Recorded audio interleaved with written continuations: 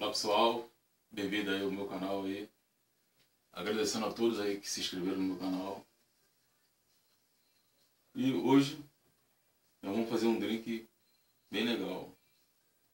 É o chamado beijo na boca. Então nós vamos precisar de vodka, espumante e morango. Vamos começar aqui com morango.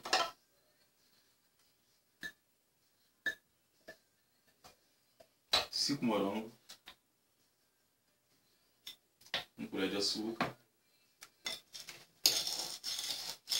Depois vocês podem ver a receita na descrição do vídeo.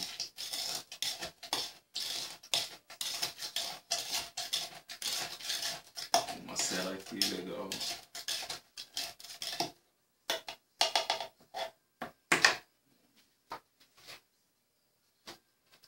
Vou entrar o espumante, vamos colocar uma pedra. 2 pedrinhas de gelo.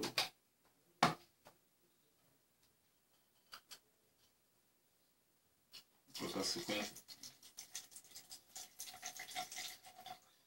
segundos de vodka.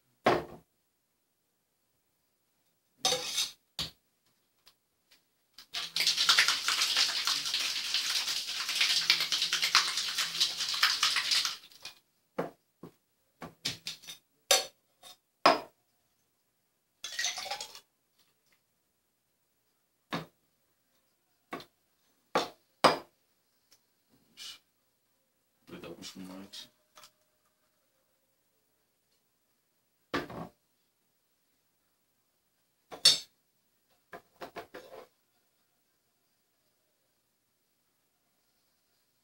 Não tem nenhum problema se transbordar. Usando o coração também. Show.